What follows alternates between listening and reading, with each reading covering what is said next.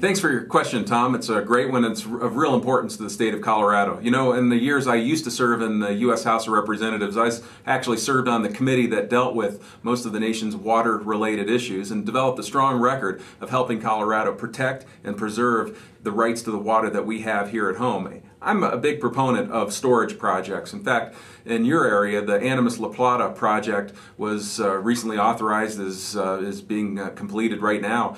The Animas La Plata project barely passed. It took many, many years for it to pass the United States Congress. And when the vote came up in the committee that I served on, it passed almost unanimously, with one exception, and that was my opponent, Mark Udall, who was there, who was present to vote.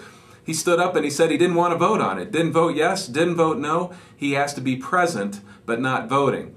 When it comes to questions like Animas La Plata, which I co-sponsored that bill, by the way, and when it comes to questions on water projects and other important water issues, I'm going to vote when I'm there to vote, if you send me there to vote. And it's the biggest difference between Mark Udall and me. I'd also point out one other area of contrast, and that is a recent proposal in Washington, and in fact it's pending right now, that would take all non-navigable waters in Colorado and give them, put them under the authority and jurisdiction of the United States the federal government.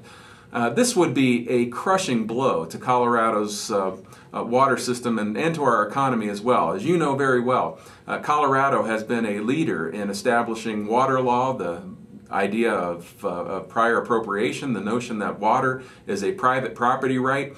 Giving the rights to these waters, or the jurisdiction of these waters, over to the federal government, taking it out of our state jurisdiction, is going to hurt farmers like you and others throughout the state who depend on water as such a precious natural resource. I would never support the legislation I just described. However, Mark Udall is a co-sponsor of that legislation that suggests that we ought to give more and more amounts of Colorado water over to the authority of the federal government. I think it's bad calculus for Colorado, and it's gonna hurt our state in the long run.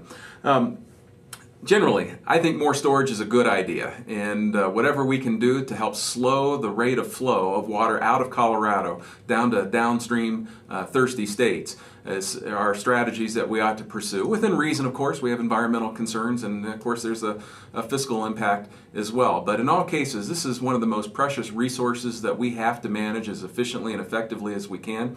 And it's one of the reasons so many farmers and ranchers just like you all across Colorado are on board with my campaign and supporting my candidacy. They know the difference between my pro-water preservation and protection agenda and record that I established in Congress versus Mark Udall's boulder-oriented approach to water that he has represented in Congress. Those two examples are pretty important ones, and I hope when you vote in November you'll cast your vote for me, just like so many other water users and farmers and ranchers, people in agriculture are supporting me as well. Go to my website. There's a side-by-side comparison on my votes to protect and preserve Colorado's water, and they stand in contrast with Mark Udall's votes to let more and more of Colorado's water either flow out of our state or fall within the jurisdiction of the federal government. You'll find that at www.bobschaferforsenate.com. Tom, once again, thanks a lot for asking a very, very important question.